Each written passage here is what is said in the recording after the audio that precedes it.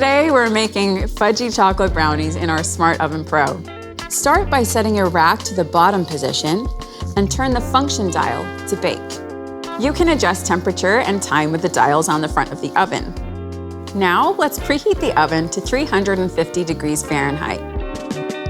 Cut your baking paper large enough to reach the edges of the baking tray, as this will allow for adequate heat circulation. What I love about baking in the Smart Oven Pro is that you really can't mess up your brownie because of the Element IQ system's precise heat and control. Position the tin in the middle of the oven.